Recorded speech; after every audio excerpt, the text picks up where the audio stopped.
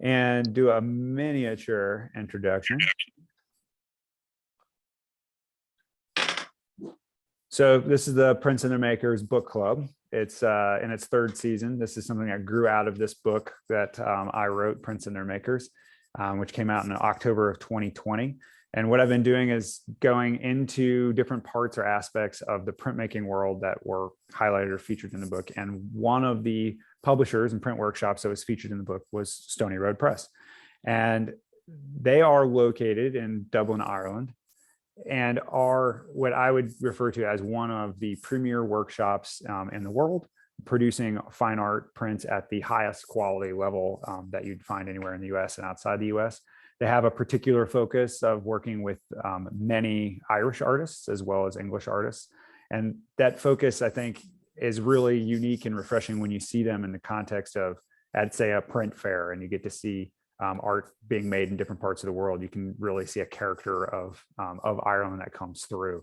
One of the things they're very well known for is a process called carborundum print, which they'll show us some plates and go into that. But it's a very painterly process that they have painstakingly mastered and learned to teach other artists how to use it, which is in and of itself a major feat. Another thing that they're known for is diversity of aesthetics. So they can take the same process and hand it to different artists, and it comes out in wildly different aesthetics. So when you come into their studio, you're not going to see the exact same type of work being made, but you'll see the same level of quality, the same level of attention to detail, and the same level of care of craft. Another thing that they're also known for is crazy things, I guess is the way I would like to put it, in the best possible way. Large format prints and allowing artists to take not just a single idea to make a single image, but to make large series of works. And we'll get to see some of these brand new Leah Houston prints, which are massive and part of a long body of work that you've been working with her for the last few years. And so without taking up too much time, I just wanted to give a brief introduction because I want David to be able to have as much time to show us the studio as possible. I'm going to turn this over to David to start, give us the tour of the studio and a little bit of the history of how you guys came to be. Thank you very much, Phil, and welcome everybody to Stoney Press. We are a press that's been going now for 20 years. It was set up originally by myself and James Nolan, who used to be my tutor in college and who I knew as a printmaker, and he was very involved in the graphic studio in Dublin. And I approached James about setting up a studio whereby we might focus on making prints with artists that don't make prints. And it's not that we have anything against printmakers, but they make their own prints. So we're particularly interested in developing ways of making prints with painters and sculptors. And if we can think there's a language there, that could be really good. And you could get great results. So we set up Stoney Press, as I say, 20 years ago, and with the objective of inviting people in to make work with us. So we got a modest sort of ambition to start with, that we kind of, James would make the prints and I'd sell the prints. And I suppose that wasn't terribly realistic, because when the prints have been made, then they need to be editioned, then you have to be finished and all that. So we ended up then, from what was a modest idea of having a studio of 2, we now have about 9 people employed at Stoney Press for about the last 14 years. Since we've become a member of the IFPDA, we've been exhibiting on an annual basis in various art fairs in America, at the print fairs in New York, Miami, Los Angeles, and San Francisco. Sorry, I beg your pardon. And San Francisco, I'll kill that. So, sorry, I beg your pardon. So, you know what? It's been a fantastic journey. Unfortunately, the journey ended with James about 3 years ago, and he died. So the whole studio had to kind of change, and there was kind of a huge disruption. And we were very fortunate that the person that had been working with James for the last, Kelvin Mann, an artist in his own right and a fantastic printmaker. And it was like the equivalent, I describe as like changing the head chef of a restaurant. We still made great food. The food was still absolutely spectacular, but it was seasoned differently. And it was different the way it was with James, and it's different now with Calvin, but it's absolutely fantastic. And we have a really good working relationship within the studio, where all the printers get involved, and there's a great democracy where people have their opinions respected, and it's kind of it's a really, I think it's a nice place to work. People enjoy working here, and artists really enjoy coming here. It's we're very fortunate that most artists that we work with, nearly all the artists we work with, want to come back. So it's a good sign that basically we have found a way of making works with them.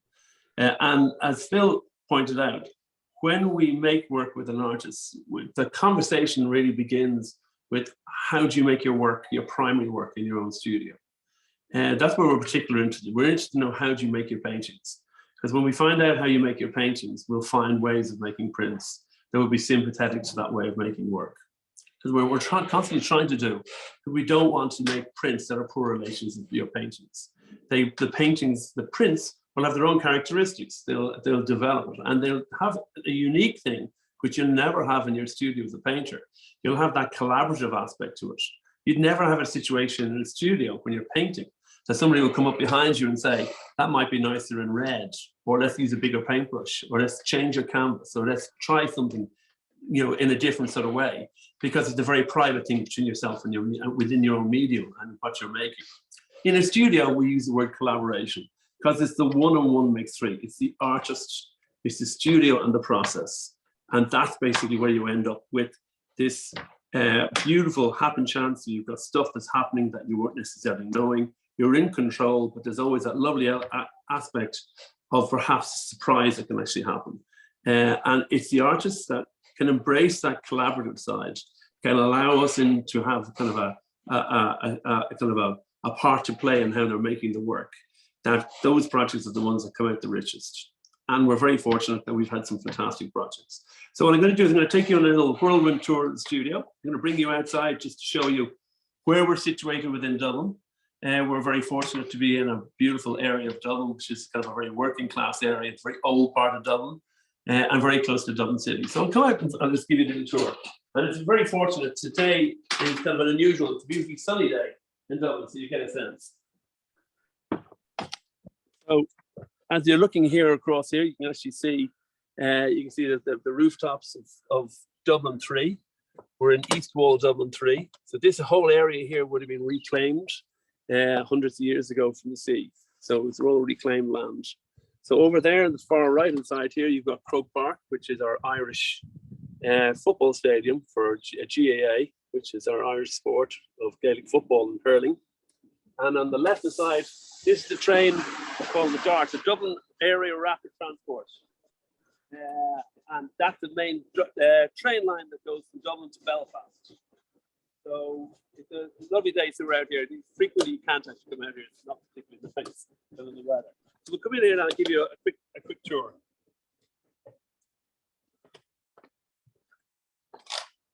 So we're now in the studio, and this is where I work. This is where basically a lot of the works that we have in the studio, the first thing happens is we have a lot of it gets processed through computers, through Photoshop, where films are produced. And so we would use a lot of the equipment up here. And a lot of the administration happens upstairs within the actual studio. This is our studio pet. This is Stoney, our resident chameleon. So he lives in the trees up here. You can say hello. So he's glad Tony's made an appearance. Yes, yeah. But everybody, he's very handy. People love, he's a great icebreaker when people come in. People think he's a toy, but he's terrific. He likes watching people. They're not supposed to be particularly kind of needing company, but when we come in the morning time, he's scratching on his window, wanting to come out to say hello. So we're going to look here at, this is the work of Leah Houston. And this is a great example. We had a fantastic exhibition with Leah just recently in the studio. And our working relationship with Leah began about 4 or 5 years ago when I would have seen one of her exhibitions in Dublin. And I thought her paintings were really energetic and had great power and great virtuosity about them. So this is one of her paintings. So you can see the mark making on it, the colors, the vibrancy, and the energy that's in it is absolutely amazing. So when we wanted to make prints with her, we decided then that the best way to make prints with her would be to bring her into the studio, and she has no background in print. we would bring her into the studio and we would introduce her to 2 or 3 different print processes. And we would then create a scenario where prints could be made, and then she could interact on them. She could actually paint on them, she could stencil over them, she could do various things. So this one over here, if you just look to your right here, you can actually see this is one of the prints we did with a whole series of monoprints. And the prints begin with a wood block. And then there's a carborundum printed over them. And then eventually she gets to a certain point then where she starts stenciling them with spray paint. And then she attacks them with this kind of a neon sort of pen. And she's away with her spray paint and everything. And so we had her working on about 15 or 20 prints at any one stage. And we were putting them in front of her and taking them away. So it was like on a conveyor belt, so she couldn't get too fussy about one of them. So we would take it away and then she would go back onto it again. And she'd learn from what she put onto one print, she would learn onto the next print. And it continued on like that until some of the prints just found a natural ending and they were quite wonderful. So we had about 20 in the series. And we did a big exhibition of Leah's in Miami in December last year. How are those wood blocks being generated, David? Sorry, a train was going by. Say again, Phil? How are those wood blocks being generated? These are printed downstairs. And I'm going to show you the blocks from them, which are downstairs. We got these particular blocks. She came to us with the small little, like a design. And from the design that she gave to us, then we gave them to somebody who laser cut wood blocks for us. So you can see the shape here. It's a kind of a building or a structure. So we printed that on 2 or 3 different printers and shifted the paper each time. So it gave this lovely sort of off registry. So, and then where the print was over printing on a previous color, you got different colors. Where it was lower light, when it wasn't touched at all, you get the blank of the paper. So these are all things that we couldn't really plan when we were doing it, but it gave us this wonderful base and structure for the actual print that then when she responded to that like a painter would do. So she wasn't restricted then to plate surrounding. She actually got stenciling and she sprayed it on and she attached it. These are carborundum in the background where she actually done those. So as she was coming, the studio and the printers downstairs were actually helping, facilitating it. You can see the grain of the wood coming through here. Yeah, they have a really nice surface quality to them. A beautiful surface. This little surface is here is where she painted PVA, like a wood glue, onto a surface of a wood block. So basically it took a completely different tone to it. Yeah. So across here, you see another one then. That's another one by her there. So there was a kind of a recurring theme of kind of a cloud, and that kind of followed through. This is all carborundum in the side, and then stenciling that she would just hand sprayed them on. So I suppose the secret for us when we were working with her, she was working, is to take them away from her at a certain point and then move them on. And I kind of kept them really fresh. So that's it. You were saying there about carborundum. So that's worked for her in carborundum for creating patterns and textures. But if you go across here, you've got the work of Donald Teskey. And this is what we call our lockdown print. When we weren't allowed out, we were barely allowed into the studio, we actually made this particular print. And this is the plate. This is one of the plates that it comes from. And that's basically, that's the carborundum, that's right there. So that particular print is made from 10 of these, 5 on each side. And this carborundum here, and when we go outside, I'm going to show you some of the carborundum we mixed. It's an industrial abrasive. We mix it with glue, like a wood-based glue, a PVA, and the artist paints it directly onto the plate. So Leah did this for her, but she did it in kind of a patterning sort of shape, whereas Donald does his, like he would make his landscapes and seascapes in a very gestural sort of way, in a very natural way. And he uses the same paintbrushes and palette knives as he makes his paintings with. So you get the same mark making on the plate. So when this dries and we put the ink onto it, that ink gets set right into the paper. So if we can look over here, you can see all of the actual, yeah, brilliant. You can see all the textures in the actual paper. And people often frequently look at this And if you come up here, you can see all the textures. It looks like the ink is thick and impasto. The ink is actually completely flat, and the textures are set into the paper. So if you looked at the other side of this print, you would see all the actual textures coming through, and the ink just rolls around those textures. So this is a fantastic process for a painter to make work, because there's no acids, there's nothing at all. It's just them and the matrix, and they're painting it like they would paint their paintings. So they're very free and easy. And that's the whole idea of making prints, is to have the artist as comfortable as possible making the work, because then you're going to get the most natural work out of it.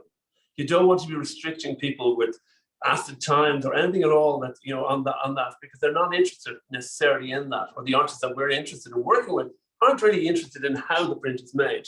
They just want to make work. They're all very professional artists, they're all very busy artists. So we get them in over a period of time or a block of work.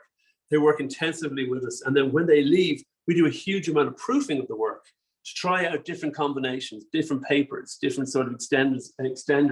So there's hundreds and hundreds of attempts to get this. I frequently get asked at an art fair, artists come up to me and say, oh yeah, I tried carborundum, but it didn't work for me. I didn't enjoy it. You know, you'd never be able to give a time at the time to making and to proofing a work like we would in here. We could have 5 or 6 printers working on an image for 5 or 6 weeks to get it right, to get the right combination.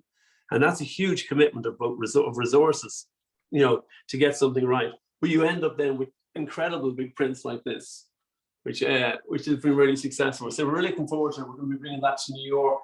We're showing this in Chicago next week, in Expo Chicago. I mean, was that your lockdown print? Because that's how long it took to make this thing. We weren't allowed out. So we decided to make a hugely and practically large print. You know, and we're kind of limited. You know, there's very practical reasons for doing things in a studio like this, or I find there are. Like this comes in 2 sheets. If it came in one huge big sheet, first of all, it doesn't fit through our press. Second of all, where do you store? How can you store a piece of paper that size? It's just on a massive scale. So, and this is about as large as we can get to get a particular sort of UV low reflective glass for it, which allows us actually to show the piece. You know, at the moment, that's completely cheating. There's no glass on that at all.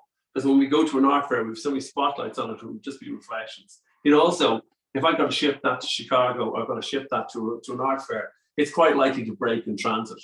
So we have that, so people can actually see it and can really enjoy it. You can see people coming up at an art fair kind of going, you know, is there a really thin glass on that? So don't touch it. So anyways, come on downstairs and I'll show you a few more bits and pieces.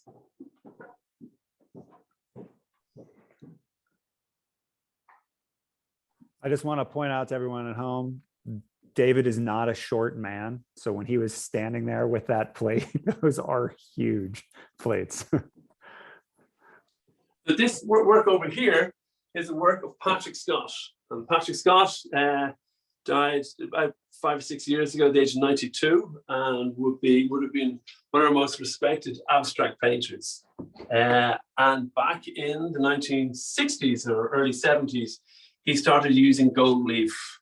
So the prints that we made with him had to be made with gold leaf. So we developed, and he had a particular size gold that he wanted to use, and a particular type to get in from China.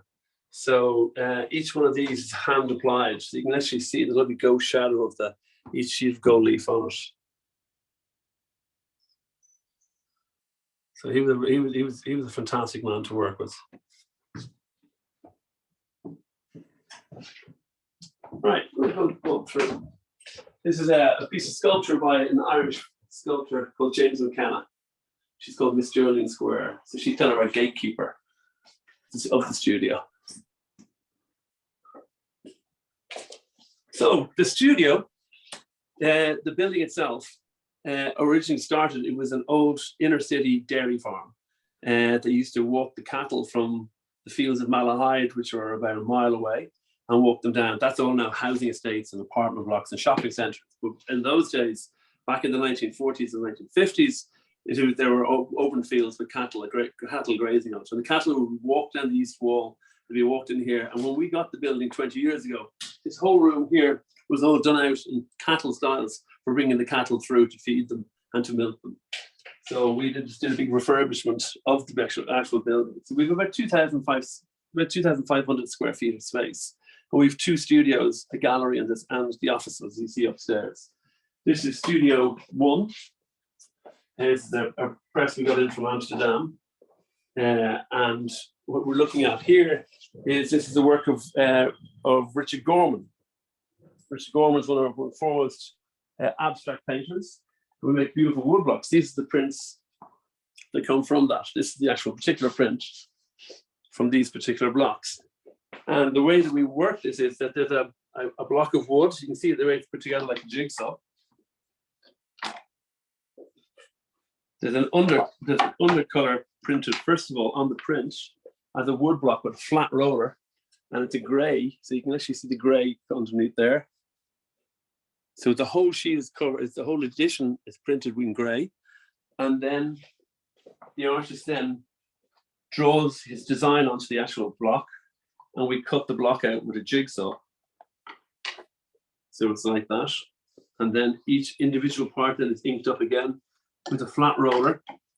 So the flat roller, when it's inked up, the ink can't get into the grain of the wood. So it gives a beautiful texture, and the lovely grain comes through. And so each one is inked up again in respective color, and they're put together back like a jigsaw. And then the press with the print with the first color is laid down on top of it again, and it's run through the intaglio press again. So it's run through. So that's why you end up with some really beautiful little happy accidents, which again is something that wasn't necessarily planned. But as we've learned this is what happens when you cut the wood with a jigsaw. This is the wood gets, the thickness of the blade, you lose that thickness. So when you go to put it back together again, if you can come over here, you can actually see little accidents happen that because that's the thickness of the blade, that's the undercolor of the first printing coming through. So you get this beautiful linear work coming through. We learned also that if you cut the design upside down, you get one particular cut. If you cut it face up, you get a different type of cut. So all these little things happen, little bits of wood fall out, and these are all part of the happy accidents of making a print. And for Richard, all of these works, they only refer to what's happening within the actual print. They're not about anything else. They're about that color. It's about that shape touching that color. And we celebrating 20 years of Stoney Road Press this year. We asked Richard to come back because he was one of the first artists that we worked with 20 years ago. And what he did a lovely thing is he incorporated some of the very early prints, but almost like parts of the very early prints with the colors and the combinations into the new prints. So it's like 20 years later, they're still in existence. So that's the work of Richard Gorman. In here, we have the work of the Scottish artist Barbara Ray, and this is another usage for. She's a fantastic painter, and this is another usage of Carborundum. So you can see there the large plates now for Carborundum. Texture. Sorry, that would make more sense to you. My jigsaw. What's it doing? Oh, sorry. That way. But now, thank you, Gavin. So there you go. You can see the way that works on that. So we'll just move it away from it. So these plates, there's 5 or 6 different plates on it. They're all painted with a Carborundum. And underneath here, there are many, many colors in order to actually get that rich texture and that sort of feeling of the cloud structure within it. So that's Barbara Ray. She's from Scotland. She comes over, she makes work with us. And that's the Northwest Passage. These new ones are really great. I have to say, yes, these are they glow. They really do. And she has so many colors. Like you wouldn't believe the amount of colors that are underneath here to get that. It's quite dramatic. Yeah, it has that feel of having been painted and scraped back and painted again, that kind of worked painted aesthetic that you can only get through lots of layering and time.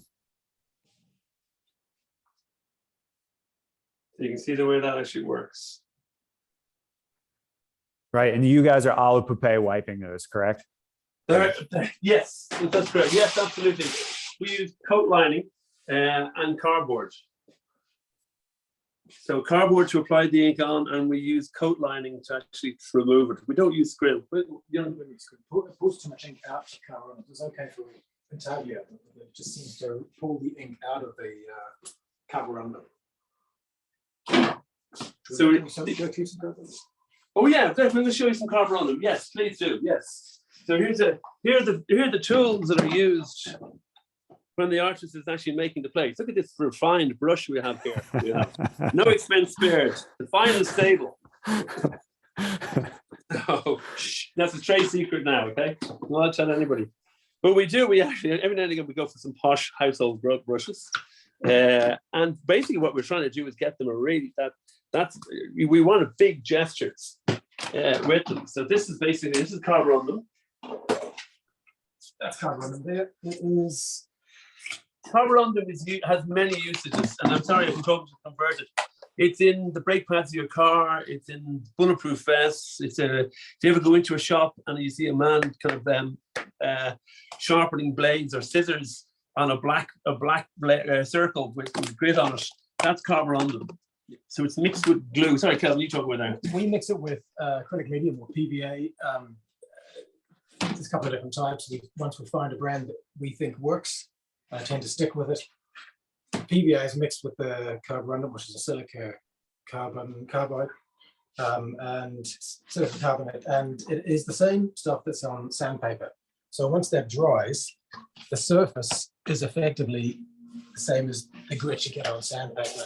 And depending on the grade that we get, we make our own recipe. We mix a couple of different grades, 220 and 320, and it just means you can hold.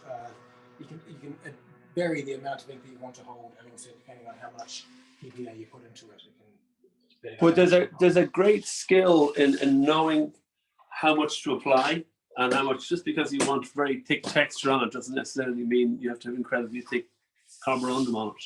And a lot of times, again, artists come up to me at an art fair and say, the only thing about carborundum is that you can't make an addition because it breaks down, because it falls off. Well, we've examples of making prints by Donald Teskey when he was commissioned by the Print Club in New York, and we had over 200. We had over 200 of an edition to make.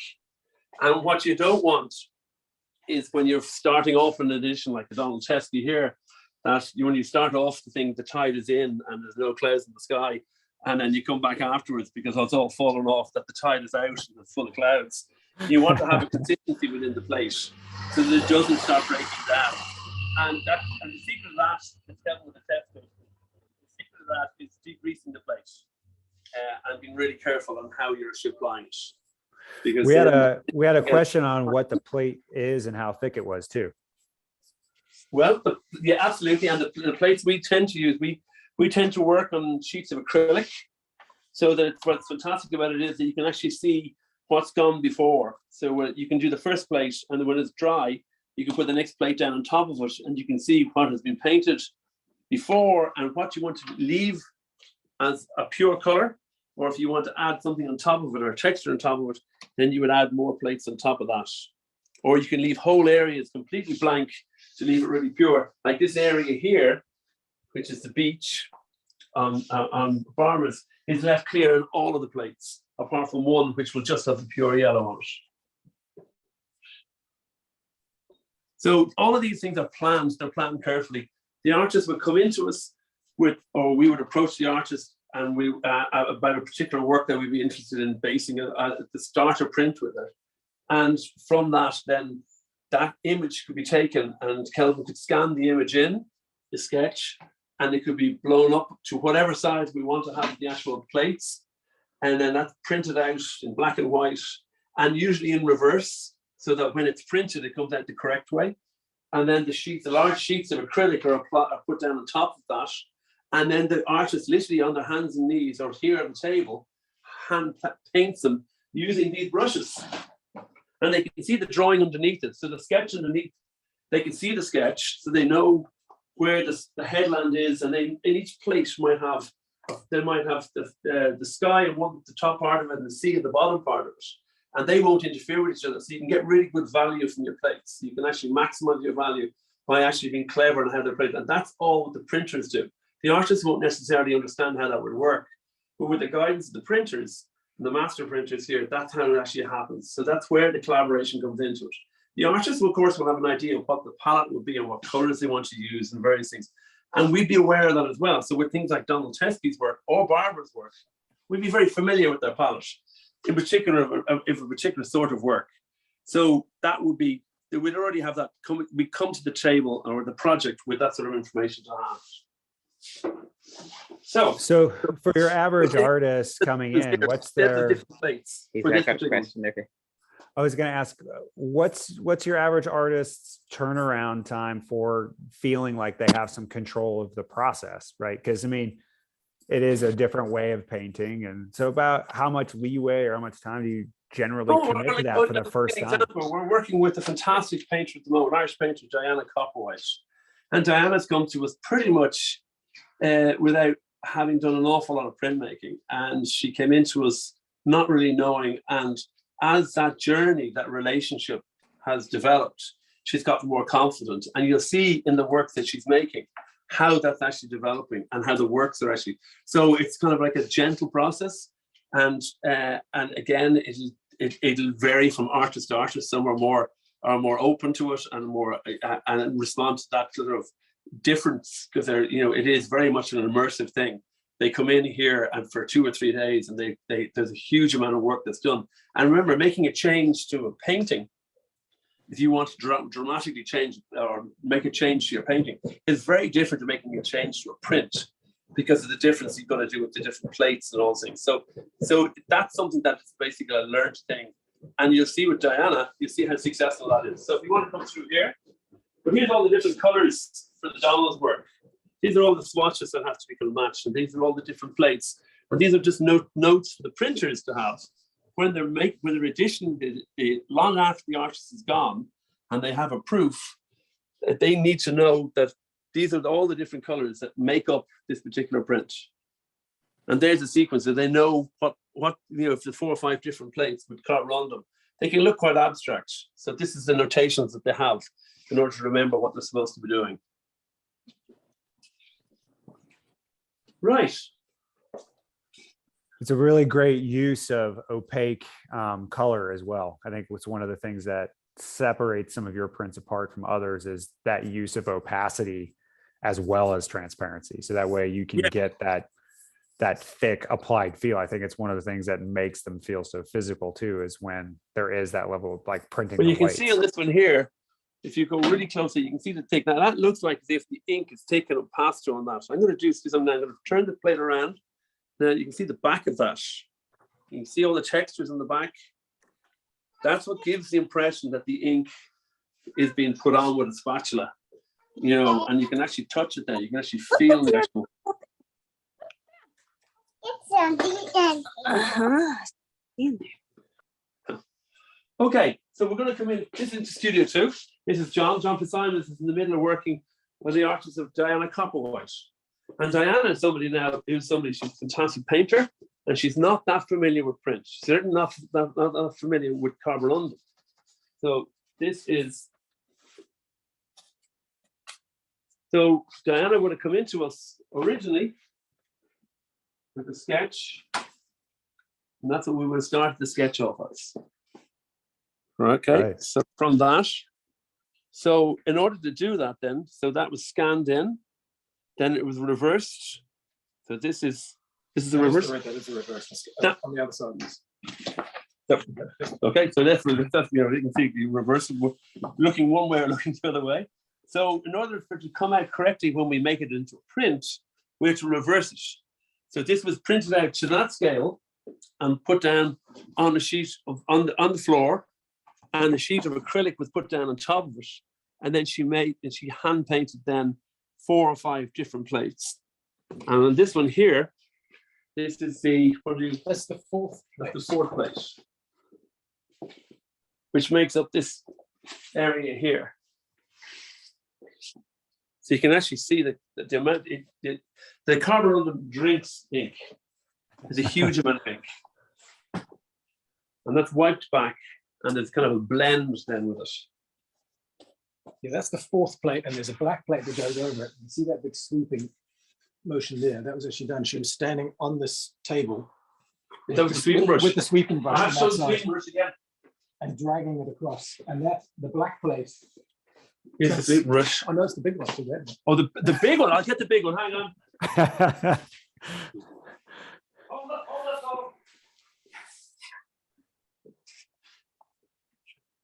Okay. It is the finest stable. So that's what she actually did to actually get those big sweeps. Remember, not of the ink, but of the carborundum. So that's what it gives us. So the larger, as we start the earlier prints we made with Diana on that side, which we were considering to be quite small and modest. They're still quite large. Yeah, they're still. But we wanted to get bigger and bigger. In order to get bigger, then we wanted to use bigger brushes because I don't want the very large prints to be made with just the same size brush. So we got her to put the carborundum on the dash.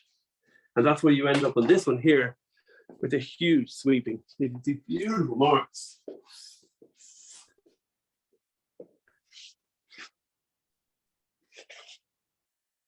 Yeah, I mean, those are amazingly physical.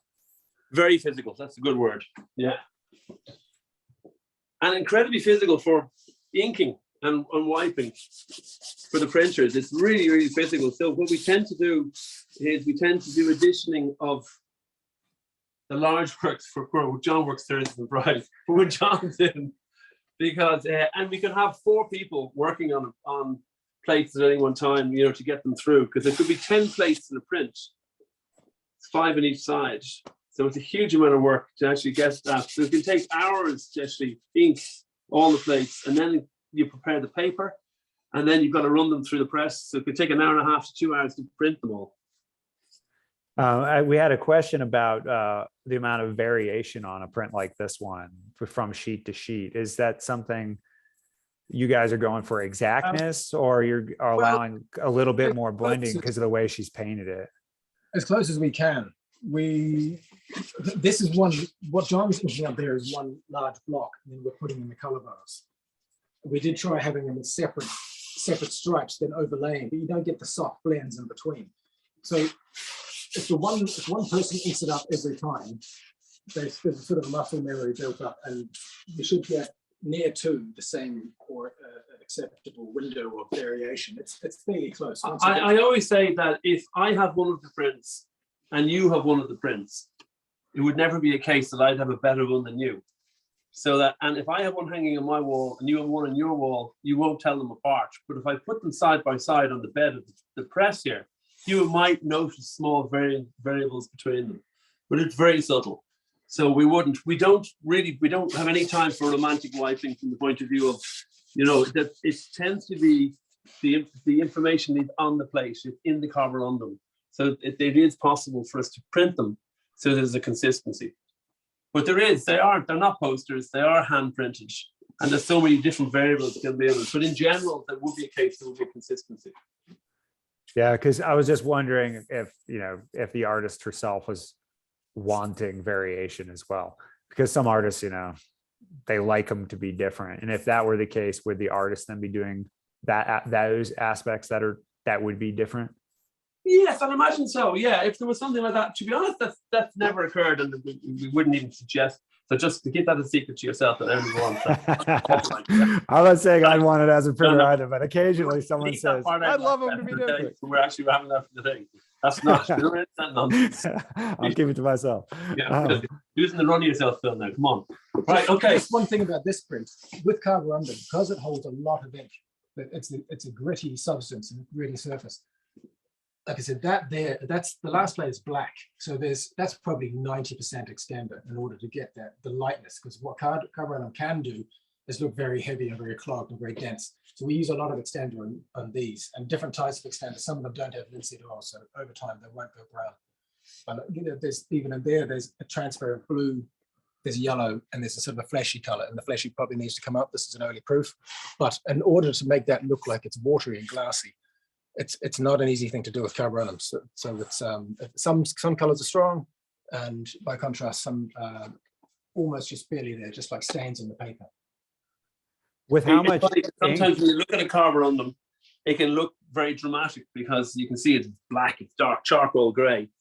But you can print that, as you can see on the print here, you can print that with a really, really light tone with a lot of extender and barely nothing can come out. So it's quite surprising. It can create texture or it can create a lovely surface, but it does look much more dramatic when you see it on the plate. Remember, the carborundum itself has no color. It's what you apply onto it that takes. But so that's carborundum for somebody like Diana. And it's fantastic because when she makes her painting, she's a very intuitive painter. And the paintings just kind of develop. She hasn't necessarily got a plan. She starts with maybe a figure's head or an interior or a space. And then from that, it actually develops. So she's not really sure. So it's a really tricky thing for her to go into a studio because a print has got to have a start and a finish. She can't keep going on and adding to it. So it's a very different challenge for her. It's a different journey than her paintings might take. And that's something then that you have to try to work with the artist on that. So they understand that these are the things that happen within a studio. And there are things that would happen within a print, which I'd hate to lose because you might want to overprint it or overdo something else on it. So it's a very interesting, and each artist will have different concerns. Each artist will have a different way of working. And as Phil, you said at the beginning, the same process of carborundum, it's the same grit, the same glue, and that basically can give so many different results. What? Right, okay. Right. Okay. Yeah, we were wondering, so how are we going to actually find stuff to talk about for an hour? Like Kevin said, David, shut up, you've only 15 minutes left. This is the largest print we did with Leah Houston. And you can see here, this is called Blazing Bases. So you can see this is not a monoprint, this is edition 25. So just to give you an idea then, this is how it starts. And you would have seen it upstairs in some of our monoprints. This is a wood, a piece of marine ply, in which, again, the design that Leah made, she came up with the design, and we had it laser cut. We printed it out, and we had it laser cut onto it. So you can see the pattern that it kind of appears on the actual block. So that's the starting point for making the print. So from that, you can see that's the first thing, and with a grey background. So you can see the shape appearing on that. And then we got her to paint. Is again carborundum. It's the same carborundum that Diana Copperwhite would have used, the same carborundum that Donald Teskey would have used, but she does it in her very geometric grid formation, which gives this sort of formation that's a print, that's a patterning that's on that. And each one of those is a lovely little text, lovely painterly sort of marks on it.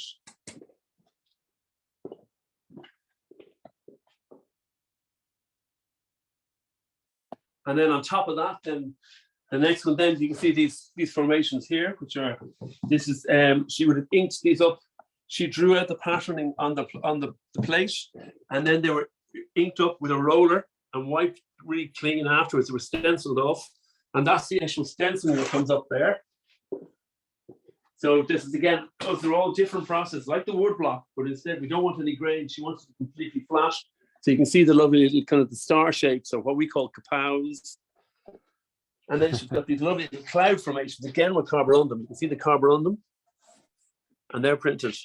And then after they've been printed, then she then goes in and she attacks them then with her markers, stencils, and her final piece then is this gestural sort of shape done with a kind of a neon marker. And she has a spray paint that she finishes it with. Now remember, this is initiative 25, so we had to set the whole thing up so that she could almost repeat it. Now there's none of these, no two of these are going to be exactly the same, because this is all hand done with hand gestures, but she had a template done that she could work from. So that was a great challenge in doing that with Leah. Great fun. We had set up the gallery inside for her in order to do that. But she was fantastic. She really responded really well to working in the studio and working with that. So who have we got now? Oh yeah, we've got James. So this is an artist, an Irish artist who lives in New York. This is James Kennedy. And here's another artist with a different approach using carborundum. So James' work is all about the textures. These are blocks of wood. So you can see they're very incredibly subtle. So he would have stenciled off with sheets of or a piece of masking tape, and he would have painted gesso onto it, and then you can see the lovely line. You can't. There's a little bite between the two of them. The grain of the wood. So these create these beautiful textures. So 1.5 mil birch ply board, and you ink it up, you get the wood grain with every application of acrylic medium or nitrogen. It reduces it, and eventually you'll go back to no grain at all. Okay, I'm just going to pop this down on top of it.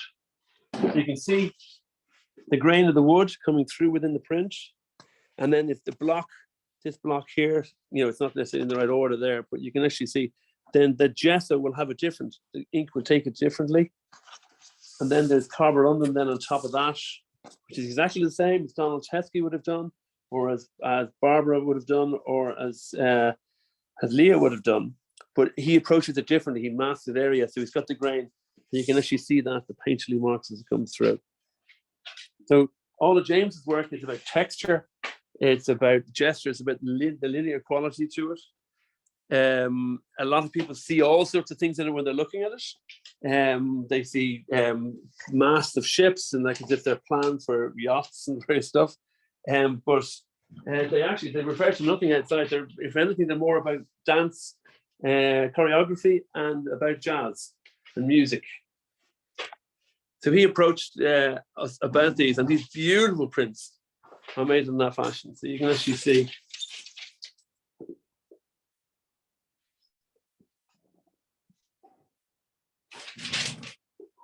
I have to introduce Walter, our dog. Walter, be nice. We've got a couple questions in here. One was a technical one. If you guys have a favorite brand of ink that you've been using, what sorts of Untitled ink are you using? Yeah. We use two UK suppliers. One is Caligo. We've used it for many years, and more recently we've been using Hawthorne, which is a stay open ink. There's no dryers in it. We use both of them because depending on what we use it for, the consistency and the pigmentation, both suppliers have their advantages. Recently we've been using, when I say recently, the last few years, something like large carborundums. We're using a lot of extender. Mentioned earlier, we use a non-linseed oil, Chameleon. It's not an extender, it's a bit like petroleum jelly, sort of a ink extender that just it makes it looser and flows and just reduces the amount of pigment within the ink without over time yellowing, because there's always a concern with certain colors. Black isn't a problem, but white might be. Right. Yeah, because it's always hard when you have to go super thin on your color to not have just an oil color, an oil slick left behind. So, yeah.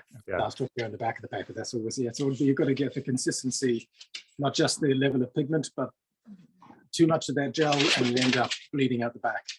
Yeah.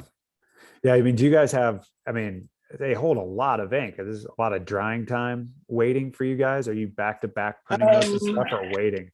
The longer the better is really the answer. Yeah.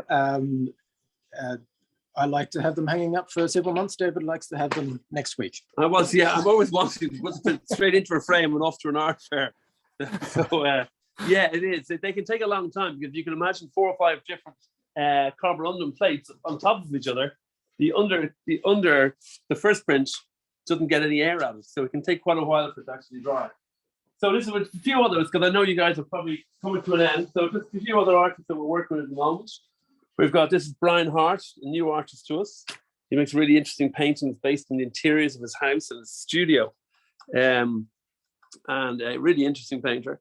And you can see it's an early stage of the print, and then we finish them by these beautiful little vignettes of small little plates, which get set then into the top of the actual print, which is really, really attractive. Just gives a lovely edge to it. So we love making things like that within prints that are kind of quirky, kind of a little additions, and it wouldn't work if you were going to do that at the same time with the print. It just gives that extra edge to it. Then we've got the work of Leah Drummond. This is a huge, very popular print for us. This is Murad. So that's the first stage of it. And then the second stage, then we wanted to have an intervention between the trees. So within here, then what we've done is we've actually hand stitched between each of the trees.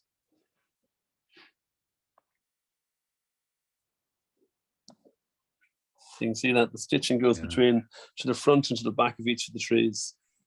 I have to be very careful when I'm showing these unframed at art fairs, because the temptation for people to strum this like a guitar is huge. So I always have to have a little sheet of plastic over it, because people have done it in the past. That's the problem when you make them tactile. People want Yeah, to touch. They can't help it. It's funny because the same people that I'm actually saying to them, you can touch the carborundums, and they don't touch that. So there's another one there by Blaze. That's music school. It's a music school in Chicago. So he's strung the both buildings together. So Blaze is somebody we've worked with before in the past, and we now have. This is the most recent one that we have. We have a big project going through at the moment. Will be ready next year. And this is going to be gold leafed, and it's got various other applications to it, but it's quite beautiful. Wow, that's really nice. The very early stages, kind of that watercolor sort of effect. So these are a combination of carborundum and photopolymer. There was a question a little bit ago about your market and the evolution of your market since you started. Because you started with one intention and one idea, two people, a printer and a seller, and you are where you are now. If you just want to speak a little bit to how you've evolved in that regard. It's kind of strange, sort of like I'm not a great planner. I'm a great reactor. So I react to things as opportunities come. Some work, some don't work. So I would never have envisaged we would be showing at like 10 art fairs a year. Like, we've got Chicago next week. We've London the week after that. Paris 2 weeks after that. Back to London. Then we're in Seattle. Then we're in New York again. Then New York again at the end of October, and then Miami again. So it's quite astonishing. I never thought this was going to be the direction. But it's really important. Like where we are, we're in the East Wall, Dublin 3. We have a modest, or a growing but quite modest art buying public in Ireland. It's not really part of our culture to buy art. It's not really something. I grew up with reproductions from the National Gallery of Ireland on my wall at home from when I was growing up. My children now are going to grow up with a house that is full of art, so they're going to expect that in their house. We all go out to restaurants now, and you expect to see nice pictures on the walls of your restaurant. You expect to go into a hotel, the reception areas, you see beautiful paintings and beautiful artworks. So we're all getting better at that. And we're all, I now make a direct judgment call. If I go into a restaurant and I see crap art on the wall, I'll automatically think, well, that's the same application and idea. If they don't think it matters to put on the wall, that you're not making nice soup, or you're not going to make homemade bread because you don't think it matters. So I'm doing that. My children are doing that. So hopefully it's going to grow and we're going to do it. But it's a small market. So we had to go abroad. And we used to, in 2008, when the bank crash happened, we needed to start looking abroad. So we started showing them. That's the first time we showed in New York. And it was quite amazing. When we arrived into New York, it was an immediate embrace to what we had. Not necessarily from Irish people, but Americans love discovering a new thing. And we were a new thing. And so when we showed in New York, people came through. The first thing they said is, "Who are you? We don't know who you are." And they saw us, and we're fortunate that we're not bad at talking, and sometimes you can't shut us up. But as a result of that, we made many friends. People bought. And the really interesting thing in America is that when people buy from you in America, they become your friend, and they want to introduce you to their other. They've discovered you, and they want to introduce you to other people. And that we found that very refreshing. Quite different to the UK market, which was much, much slower in the UK market. Like we showed in London, perhaps for 4 or 5 years before we started making any sales in London. First year, people didn't even come into our booth. So there's a much more reluctance because they don't know who you are, they're suspicious of you, and it's not necessarily a good thing. Whereas in America, it was quite different. So we found it incredibly refreshing. So our focus is very much on the American market. And it's lovely. It's incredibly satisfying. We can, from the East Wall in Dublin 3, where we are now, we can go to somewhere like, Expo Chicago and Navy Pier. And when we put our stuff on the wall, we're cheek by jowl by Gemini, Pace, Tandem, all the big presses, and we're all, fighting for the same attention for people who come through the door, and it's incredibly satisfying. So that's something that we've had to learn. I don't have a business training, but it's kind of sink or swim. You make some choices, you adjust it, and you constantly do it. And I kind of my mantra is you kind of don't suggest anybody you wouldn't want to suggest it to yourself. So if you kind of do that work by that way, you try to be fair and you move forward in that similar fashion. But it's there's no major plan for world domination, and where we've gone to now, there's a certain scale that you have to be to do what we do. You can't be so small, because if you're too small, you can't get editions through. So therefore, you can't have new prints, and people want to see new prints. And you don't want to be so big that you have a huge wage bill that you need to constantly have under pressure to be selling. So it's a fine line between it, but you've got to have it. And we're really lucky with the staff that we've got here. They're all incredibly dedicated and incredibly passionate about what they do. And it's where it's their studio, and the way they work it, and the way they attend to the artist, and they're the same concern. So it's incredibly satisfying to see it working. That was a great explanation. Thanks. Because I think a lot of people don't understand the bit of the business side of it, because you're always torn as a publisher and printer between the love of the art and the love of the work, but also everyone having to eat that's involved in making it. You do, and we make the decisions you make. When we started the studio 20 years ago, we made editions of 75 with 15 artist proofs. So it was about 100 prints we made of every edition. I still have some of those prints today that I still am selling now. Here's the thing: it cost a lot of money to make them 20 years ago, at a time when I needed the cash for other things, to pay salaries, to pay rent, to pay mortgages, whatever I was paying. So I made the incorrect decision to make the editions too big then.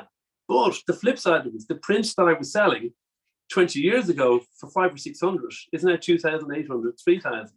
So I have a much greater return based on having the prints, and I've paid all the money 20 years ago to having them made. So it's worked out well. But so it's a really tricky thing to get that right. So we now, most of our editions now are editions of about 40, and we're trying to strike that balance between it, because you need to have the first 8 to 10 of an edition to cover the production costs, and then you start making. And then as the edition sells, you start making money towards the end of the end of the edition. So that's kind of it. But on my side, it's kind of a more practical reason why you decide what size edition. Because people frequently ask. And then some artists say, well, I'd like to make an edition, but I only want an edition of 6 or 8. Well, then the price point of the print that you sell has to be huge. And there's very few, if no, artists in Ireland that could sell a sufficient amount of prints within 6 to cover the cost of making an edition and make it worth our while to make that edition with them. So it's a nonsense to do that. It always ends up being at least 25, 30, usually about 40 is kind of a sensible sort of size of an edition. There's also the real practical things. The artists, if you think a lot of the works we have here, and they can take 3 printers a day to make a print, you get sick of it after a while, looking at it every Thursday and Friday. You've got to come in to make the same print over and over again if you're doing an edition of 100. So we have very practical reasons as well, that the artists, they want to have the satisfaction of actually making work that is fresh for them. So we'll have just one more thing. We'll have a little peek in here now. I have to say, as a print geek, as a printer myself, I really love your little maps at the bottoms of your prints. They're very handy for very practical They reasons. are amazing. I love them. All of the plates can look absolutely abstract when especially like the Fractured Shoreline series by Donald Teskey. There's 8 prints in the series, and there's 5 plates on each print. So there's an awful lot of plates. So you've got to make sure you're not mixing up the plates for in between images. So we're very fortunate here that we have this used to be an old hay barn, so we converted this into a gallery space, so for a showroom. So it's not looking like much of a gallery at the moment, but this is a terrific space for us to we get a chance to actually hang some works up when we're actually trying them out and to see how they're actually looking. So this piece over here is a piece by, this is Leah Houston, and she was commissioned by Fidelity Investments to do a huge piece for Dublin, their headquarters. And the print, the image is actually, this is a maquette for it. It's 13 meters tall. So it's absolutely huge. And we just installed it. It took over a year to make. And each one of these, all these shapes and mark making come and originate from the monoprints that she made with us at the studio. And then what we did is we scanned them in and we digitally enhanced them so they could blow up. So each one of these is over 2 meters, 2.5 meters tall. In reality, it was a huge piece that we've just had installed. Wow. And we have it mounted onto a neon perspex, 10mm neon perspex, so the edges of them have this lovely sort of glow to it. So it's kind of, you get involved in all sorts of other quirky stuff. Like, and within the studio here, we do a lot of framing, a lot of restoration, a lot of conservation for people, and we do a lot of installation of work for various companies. So we have a number of different income streams within the studio, which facilitates us from the point of view of cash flow. Because a lot of times, in between art fairs, you have to spend an awful lot of money to get to the point within an edition that you actually can get some return from it. So I found it really important that I have these other streams open to it. So we're an agent for a framer. We work with some incredible paper conservators and painting conservators. And thankfully, due to some really bad framing decisions in the 1970s and 1980s, there's plenty of work to keep us going with that. So that's always very good. Lots of Tech 7 and awful framing decisions made, which we need to actually start rectifying. So and the prints that they're in are very valuable. So again, as I say, it's another income stream. This is one of the Patrick Scotts you would have seen coming in the stairs. So when Patrick was making, he used to make all of his paintings, he used to paint white on canvas. And white is really tricky to print, as I'm sure you know. So it's an awful stuff to print. So we didn't want to print white. So what we did is we got the design and we had plates made laser cut. And then we put the paper through the press under dampened paper. Sorry, that's Walter. We put the dampened paper through the press, and then that basically pops it through under extreme pressure. There. I know. Go home now. We go home now. We will. Okay. Sorry. It's very. Oh, gosh. So anyway, these are a few other bits and pieces. That's Richard Gorman's work. So Richard's the painter. So these are lovely. These are the shapes. Again, painted with copper on them. And then these can become any color you want. So when we were working on these were put on the bed of the press, and the sheet of paper was laid down on top of it. We got these incredible can series out of it. The paper on this, it's called cat-eye paper. It's made from recycled t-shirts from India.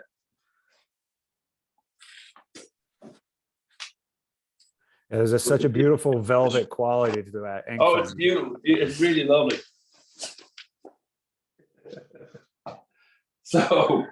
So anyway, so listen, do you want to go? Do you want to ask some questions, or are we done? Well, we can. It's been an hour, but if there are a few questions that anybody has, go ahead and pop them in the chat now. And okay. I just want to say thank you. This is a real treat for me because I've been personally wanting to see your studio for a really long time. So this was nice for me to get to see it. Well, I'm delighted. We were kind of. It's like one of the things you find, like when you're talking about doing social media. The one thing about a print studio, the thing about being a print studio is there's no end to content in here, and it's stuff that we kind of just take for granted because we see it every day, we handle it every day, we move it around and we put it away, we put it on the cupboard, and we, so we don't know. But to people who aren't used to it, it's a fascinating place. It's a treasure trove of stuff that basically. What is that and what's that used for? And and so when we were trying to work out, well, what are we going to talk about for a whole hour, during this, it kind of reminded me of when I went, I used to have my kids and they'd have a birthday party, and you'd have the kids with the birthday party was going to be between 2 and 4, and you'd have about 25 games lined up between 2 and 4 to get the time, the 2 hours. And then you'd start the birthday party, and 15 minutes into the birthday party, you've done all 25 games. So I was kind of terrified that, gee, I'm going to run out of conversation. I'm going to have to start talking about all sorts of nonsense. But I think we have plenty to keep going, and I hope you found it interesting. It's been really great to see it, and I think what's so nice about the work that you do is that there's a signature approach, not a signature aesthetic. And I think that that's something to be Good. highly commended as far Thank you. as a Well, we studio have is the concerned. corny thing we like to say here is that we like to think the footprint of the studio is lighter than that of the artist. So that we basically, when the artist comes into us here, it's their studio, and we become their studio, and we become them, and we try to look through their eyes. And that's a really important thing, is that whereas we would be very much involved in suggesting, but we wouldn't want to be heavy-handed about it. And we would certainly we would not want anybody leaving the studio feeling that they were strong-armed into something that they were uncomfortable with. But it doesn't mean we won't make the suggestion, and it doesn't mean we won't cajole you into trying to do something that you might have been uncomfortable with to start with. But at the end of the day, the artist is the artist. It's their work, and we're only there to facilitate. And we are the equivalent of as I said before, we're like the recording studio for the visual arts. The artist is a musician in their own right, and they have their own music, and all we're trying to do is help them express that through different instruments and through different tunes. That was perfect. It's a great way to end. Thank you so much. Okay, well, thank you very much, and I hope to see you all. Come and say hello to me at our various art fairs that we attend in the States. Chicago is next week, and we just got word that our works got through customs, which is great. It's always a plus. Otherwise, I'd just be sitting there in my booth talking, which could be uninteresting for many people. But yeah, it's through. So we've got that, and then we have Seattle in end of July. So thank you very much. And you'll be in New York in October? I'll be there. Oh, absolutely. I'll be there in October, and Art and Paper in September. So, and then ink in Miami. That sounds So perfect. there's no getting rid of me now. Great. And everyone, as you know, you can reach out anytime if you have questions, inquiries, there's work you want to buy, or you want to see them in a fair, by all means, reach out. Yeah. Thank you, everyone, for coming. Thanks, Bye, David. You're Cheers. welcome. Thanks, Phil. Talk to Bye-bye. you soon. Thank you.